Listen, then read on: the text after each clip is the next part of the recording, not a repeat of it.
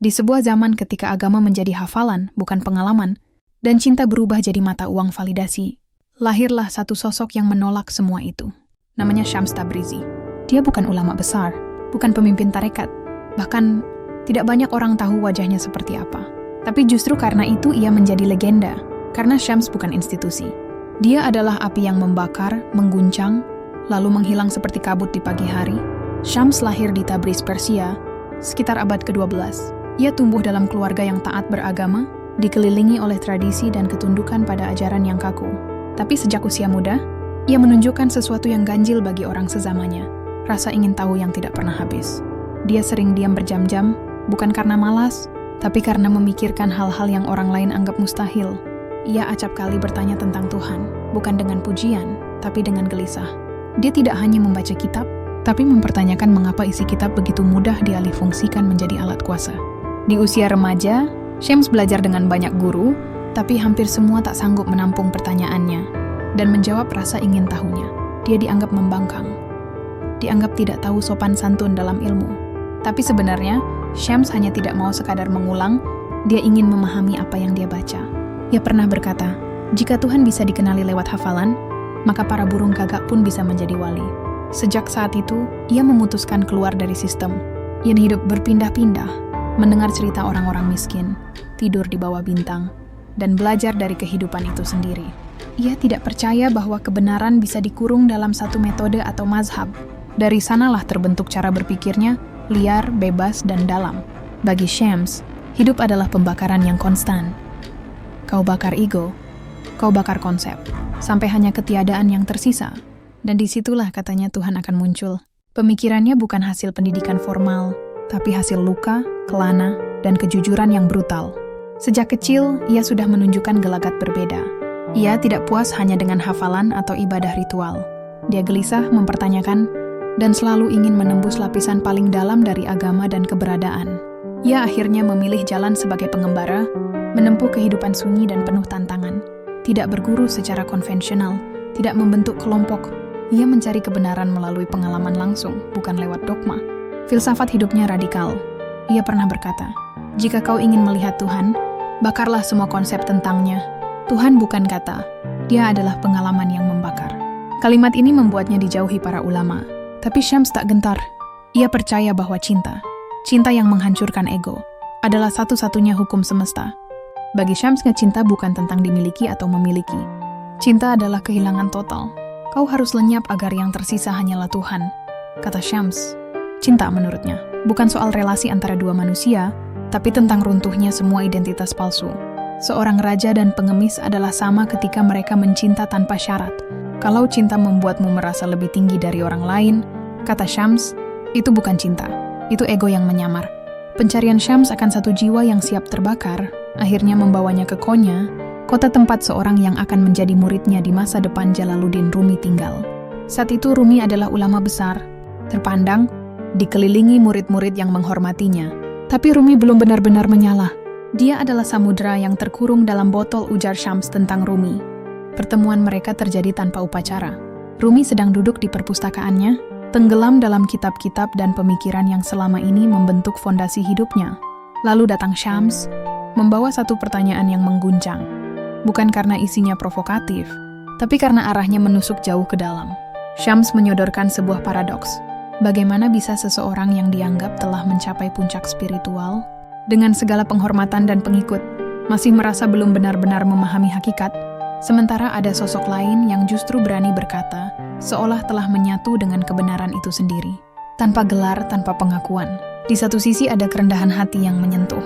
Di sisi lain, keberanian spiritual yang tampak gila. Dari dua kutub itu, Syams melemparkan satu pertanyaan yang membuat Rumi goyah.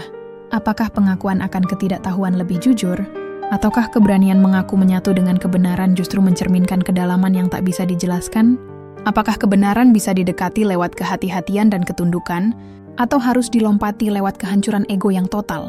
Rumi terdiam, bukan karena tak tahu jawabannya, tapi karena untuk pertama kalinya, ia merasa kepastian-kepastian yang selama ini dipegangnya mulai retak. Sejak itu, Syams seperti badai dalam hidup Rumi. Ia datang bukan membawa jawaban, tapi pertanyaan-pertanyaan yang mengguncang akar keyakinan. Ia menggugat, membantah, bahkan mencemooh kenyamanan spiritual yang selama ini dibanggakan Rumi. Tapi bukan untuk menjatuhkan, melainkan untuk merobohkan tembok batin yang terlalu kokoh. Mereka berdiskusi selama berjam-jam, berhari-hari, berbulan-bulan, dan selama itu pula Rumi kehilangan semua yang pernah membuatnya dihormati, murid, jabatan, status sosial. Tapi ia tidak menyesal, karena untuk pertama kalinya dalam hidup Rumi, ia merasa hidup. Syams tidak mengajarkan Rumi tentang Tuhan. Ia menyalakan Tuhan di dalam dada Rumi. Satu percakapan yang cukup untuk memantik api.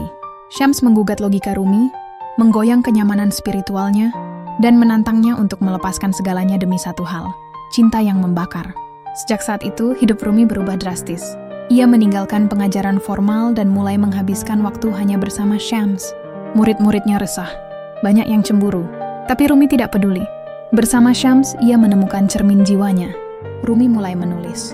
Ia menari, ia menyanyi, ia menangis.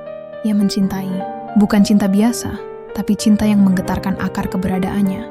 Karya-karya besarnya seperti Masnawi dan Divan Syams lahir dari hubungan spiritual yang dalam ini. Tapi api yang terlalu menyala tak pernah dibiarkan tenang. Ketika murid-murid merasa kehilangan Rumi, ketika cemburu dan kecurigaan menguat, sesuatu hal pun terjadi. Suatu malam Syams menghilang. Tidak ada saksi, tidak ada jejak, tidak ada kabar. Beberapa percaya Syams dibunuh oleh para murid yang ingin menyelamatkan Rumi. Sebagian lagi percaya, Syams pergi sendiri karena tugasnya sudah selesai.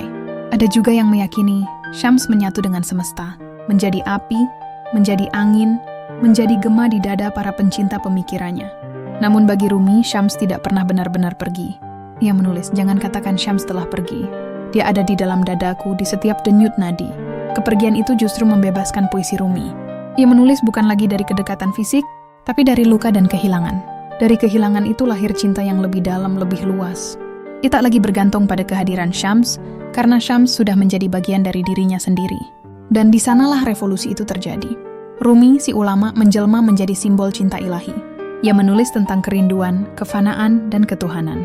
Ia menari bersama darwis-darwis dalam sema, bukan sekadar ritual, tapi bentuk pemujaan terhadap cinta yang tak bisa dijelaskan dengan kata-kata. Syams tidak meninggalkan madrasah, tidak pula warisan dalam bentuk harta. Tapi ia menyalakan sesuatu, api yang terus hidup di dalam bait-bait puisi, tarian para sufi, dan dada mereka yang masih berani mencinta tanpa syarat. Karena Syams tahu, dunia tidak berubah lewat argumen, ia berubah lewat api. Dan terkadang yang kita butuhkan bukan guru, bukan imam, bukan sistem, tapi satu orang gila yang cukup berani menyalakan api dalam dada kita, agar kita pada akhirnya benar-benar hidup. Mungkin bagian paling menyakitkan dari hidup hari ini adalah betapa kita merasa hidup, padahal yang kita jalani hanya rutinitas yang dipoles. Kita bangun, bekerja, menyesuaikan diri, membandingkan hidup di layar, lalu tidur dengan kecemasan yang kita bungkam. Kita tak pernah benar-benar hadir. Kita kehilangan kemampuan untuk bertanya, untuk gelisah, untuk merasa nyala dalam dada. Kita hidup dalam ilusi keterhubungan, tapi jarang benar-benar terhubung dengan siapapun, bahkan dengan diri sendiri. Kita punya banyak opini, tapi jarang punya keberanian. Punya banyak akses, tapi miskin makna. Kita mengagungkan stabilitas, tapi melupakan keberanian untuk berubah. Dan kita begitu takut berbeda, sampai lupa rasanya jadi otentik. Maka ketika kita membaca kisah Syams, mungkin itu bukan sekadar cerita tentang seorang sufi, tapi cermin yang memantulkan sesuatu yang telah lama kita lupakan. Bahwa cinta bukan soal indah, tapi soal hancur.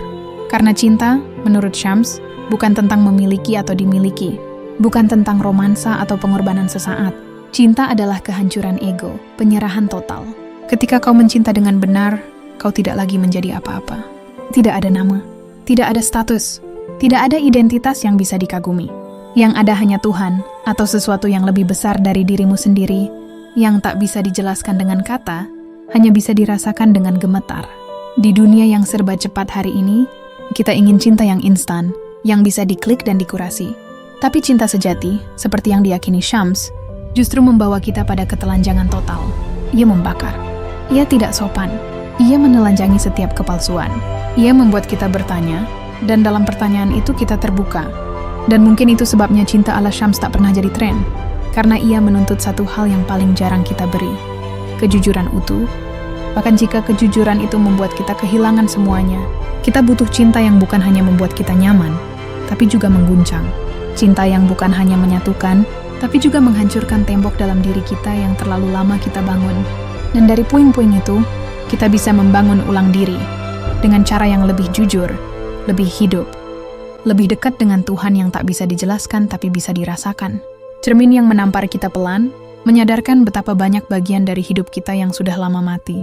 Dan kita tidak butuh siapapun untuk membangkitkannya, hanya butuh satu percikan, satu keberanian untuk jujur pada diri sendiri. Satu wajah, satu kisah, Shams Tabrizi, api yang mengingatkan kita bahwa keberanian sejati bukanlah tentang menyesuaikan diri, tapi tentang berani terbakar dalam kejujuran, cinta tanpa syarat, dan kehilangan segala kepalsuan. Mau dengar kisah tokoh kesayanganmu versi channel kami? Komen di bawah, satu wajah yang perlu kami angkat untuk video berikutnya.